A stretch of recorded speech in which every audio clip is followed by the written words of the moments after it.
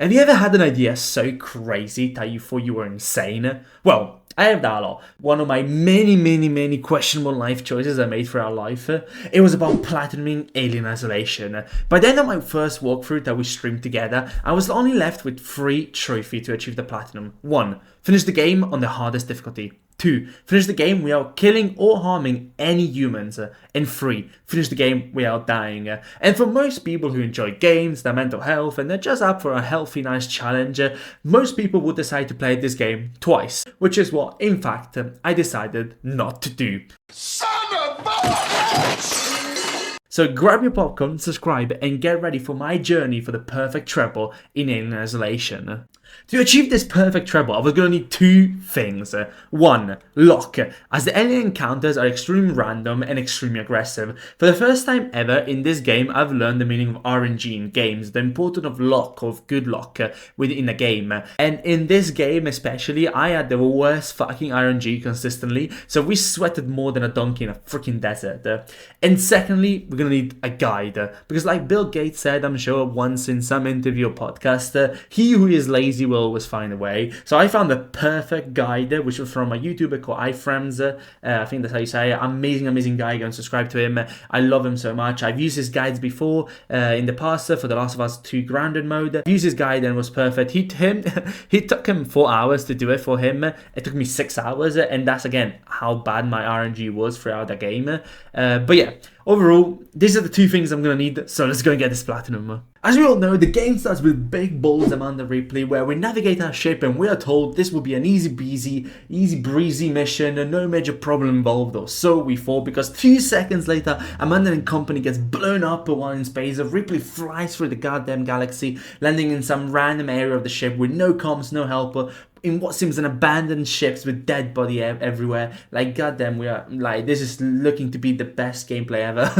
But overall, mission 1 and 4, like, jokes aside, was extremely easy, even on hard difficulty, especially if you're really stealthy and, you know, as I said, you follow me a guide, there should be no major problems. I was very worried about mission 5, as this was a first of many dates with the alien, and I was ready to abandon the challenge, because on normal mode I died so many times in this section, and I almost died again on this run. Thank God you can reload the checkpoints if you're quick enough, so I did do that. But overall, it was quite easy and surprisingly well executed. I breezed through that section just to witness the alien cheating on me with some random ass doctor. I was so hurt from that. I couldn't recover. I had to go through recovery. Mission 6 though was pretty similar, but even with a couple of bad times and mistakes, I was able to go through fairly easy. What I really learned in this challenge is the importance of things like flares, something that I've never used in my first run, and became crucial to distract humans and the alien. Especially at the end of chapter 6, the reason I didn't find any humans is because I threw a flare beforehand, which attracted them all in one corner. I did panic, as you can see. I threw a gas grenade because I did panic and I thought I saw someone. But overall, there was no humans. It was pretty quite easy to do it. In the end, though, as we were running away, we get trapped with my lover, with my alien once again. And what I thought was about to be Chris Anson coming out of the corner with a camera crew and lights, trying to, you know, confront the alien, his predatory behavior towards me. It was actually, just as always, the typical Ripley getting blown up once again. I'm starting to see a trend here with Ripley, which I'm not really a big fan of. But this concludes mission 6. 1 to 6 was actually really simple, really fun. After recovering from yet another explosion, we begin mission 7 to 10. Mission 7, 8, and 9 were relatively calm, but I started noticing how my game events differentiated massively from others. For example, when you're heading to grab the compression cylinder, the alien could come and kill all the humans in the area, which will allow you to walk by undetected on the way back. In my case, however, of course, the alien was having a pina colada in the vents, so I had to use my outstanding aim, critical thinking, problem solving, and prayers to overcome the 2 motherfuckers that stood between me and the platinum, because as you can know, I can't kill any humans, so I had to be really smart on how I played that. I didn't play smart, I used all my flares, and I still fucking failed, but that is a different thing. Mission 8, very easy. Also, all we had to do after meeting Uncle Jimmy here was start up the transfer again. Another cool tip I found in the guides I was watching was, if you shoot the stairs The upcoming enemies won't approach you. Don't know how you figured that out. Don't know why. Don't know how people realize that. I'm happy I know it. So you can just chill and get to the next mission. Mission 9, again, really simple. Not much to say about it. Walking simulation in a cloudy planet. That's the best way to describe it. And then also it's the best example of fuck around, find out. Because no way on earth you can pay me enough. There's no amount of money in God green earth to pay me enough to go around that many meaty eggs. I'll stay on the ship. Thank you so much. Mission 10 though, Mission 10. Mission 10 is where the blood starts pumping and the sweat starts pouring. Because not only we have to contain a whole 8-foot deadly alien by ourselves, but we also have to get betrayed at 1 foot away from the goddamn door. Like, why? I was there, just let me out. Overall though, if you're a master camper like myself, then years of warzone camping will pay off, as the alien will only hunt you in specific moments, and if you know when those moments are, you can plan your camping and go into the main switches to trap him. So after staying under the floor like the Ram, we say goodbye to our lover, the alien. He was too possessive in my opinion, so we had to break it off. And I'm heading straight to HR to file a complaint for toxic work environment, because fuck me, like that shit was uncalled for. Here we can finally run freely, and when you think the worst is finally gone, I remember that Homer Simpson meme. Oh, this is the worst day of my life. The worst day of your life so far. Because, well, out of nowhere, the Androids decide to stage a fucking coup, and a full-on war between Androids and human break out. And who do you think is caught in the middle of all of this? Yes, Ripley. Let's go! Mission 11 though is fairly simple. The androids are not too fast. The humans will prioritize shooting the androids over you, thank the fucking god.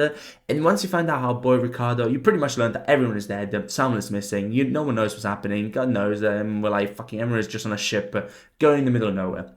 In Mission 12, the main aim is to reach Samuels while avoid being touched by and attacked by super enhanced androids. I don't understand the idea of boundaries. The first section is pretty easy. You can accomplish it by being quiet and using the revolver to stun the androids and run as fast as you can to run away from them.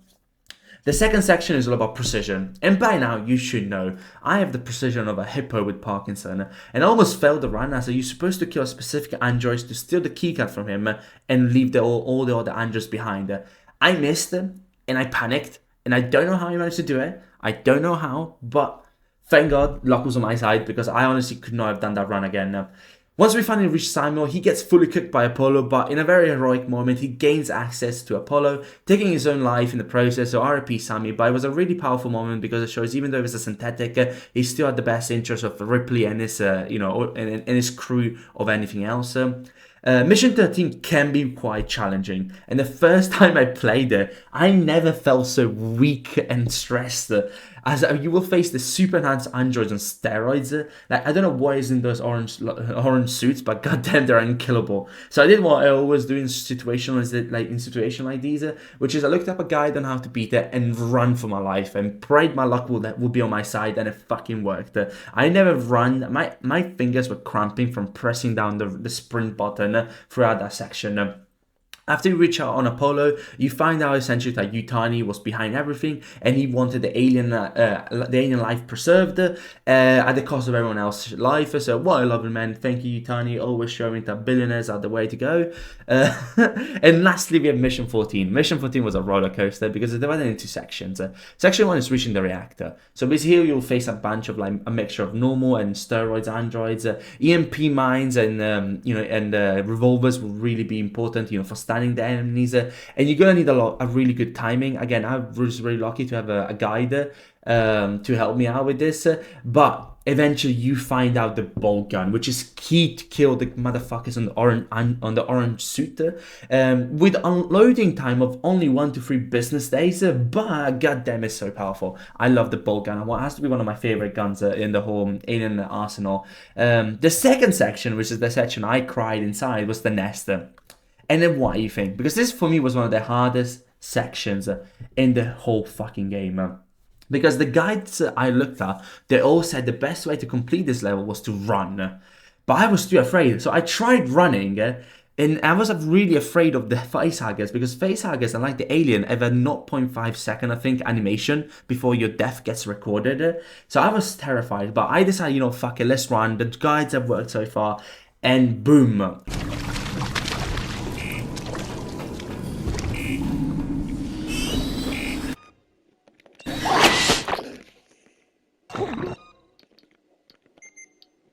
I get hit with a face hugger, and I thought at that point the run was over. I started crying, I started rolling on the floor. I was, thank God, I'm really, years of rage quitting in Call of Duty and other games made me really fast to hit the main menu.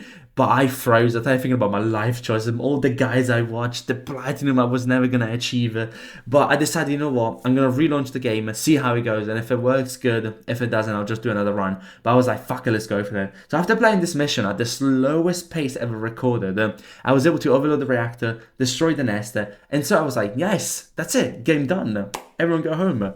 Hell no. Gotcha, bitch. All the aliens start showing up outside the room, and instead of killing them, we brought them all inside the station. So now we got more than one deadly lover running around Sevastopol. Like, Ripley is really out here rooting for the enemy, is really helping out Yutani more than helping out the player. But goddamn, like, that mission scared the shit out of me. Spoiler alert. It didn't work out. We managed to succeed there. I was fast enough to pause the game, but fuck me, the stress I felt in that moment was unspeakable. Mission 15 starts pretty chill as we're trying to reach the Anisadora. Typical day in the office with Ripley. We find a message from our mom and then Ripley talking about the Nostromo and warning about the alien, how much is a deadly organism. Well, that warning was heard loud and clear for us, Sevastopol. But then, as is typical for Ripley, we just get fucking blown up out of nowhere because once again, why not? And as we're running, we get blown into Mission 16. Mission 16, aka I have no idea how to survive this game anymore. This is because here the alien goes from being a deadly, hunting organism to being fueled by just hatred and cocaine. Being aggressive and locked on my ass. And I kid you not, there was sections. This section alone actually just took me over an hour because I had the worst RNG in the game I've ever seen. This motherfucker was everywhere. Honestly, even after we get the coordinates for the ship, this motherfucker just stood there waiting for me to come out of the room. Like, it was honestly the worst. And after I spent an hour fighting the alien, I reached Ricardo just to see him be in a romantic moment with a facehugger. Like, I'm here fighting for my own life. Ricardo's just smooching with a facehugger. God damn. But then Mission 17, and here I think is where Alien Isolation really thrives and shows quality as a horror survival game. Here I felt fear, anxiety, stress, probably giving up around 10 years of my youth. As the alien, he wants to smoke. Like, the alien wants me. Like, I think he made it pretty clear at this point. And this level, I think, is divided into three kind of like sections. The first one is the docks. Here, the alien will consistently roam. Like, you can't avoid it. So using things like flares and sounds are your advantage, and not panic like I did so many goddamn times. Quick, hide! Oh my god. Don't look at them toes. I need to do this. That will be key. Once you exit the 100th explosion for the 100th times, you will need to head through the living areas. Things like the canteen, the pool area, which are roaming with cocaine-fueled aliens. The canteen are surprisingly easy because the alien didn't stick around, but thanks to the guy that was watching, I was able to keep him at bay for most of the areas and even the living area. But everyone has a plan until you don't, and my plan fucked off when the aliens decided to go away from the RNG that the game guy that was watching, and decided to do his own thing. So I was fighting for my life against the alien. I never felt so much stress. I had my flamethrower pressed down the whole section, and when the generator goes out, so did my heart. I'm not going back there. I cried.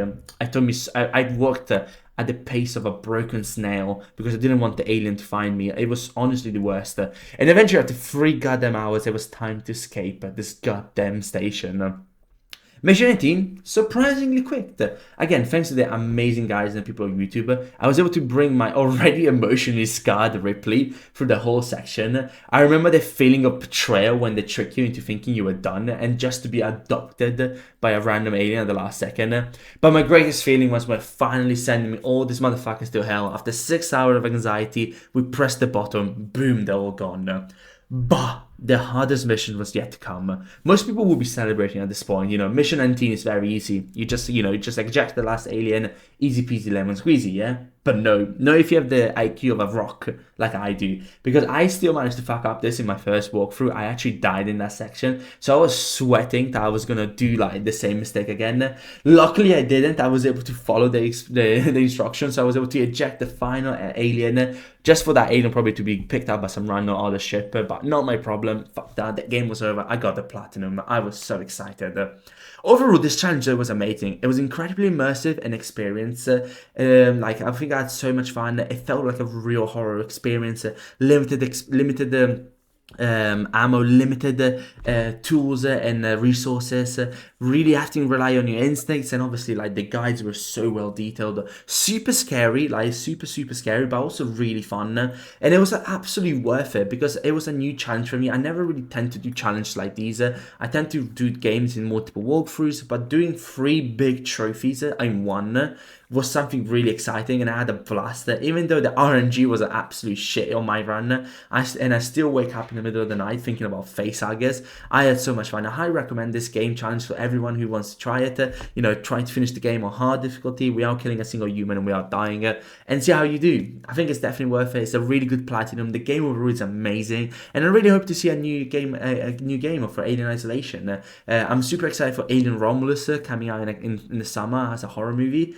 Yeah, overall, thank you so much for staying. I hope you guys enjoyed it, and leave a like, subscribe, and let me know what you guys think about the video. Love you all, stay safe, bye.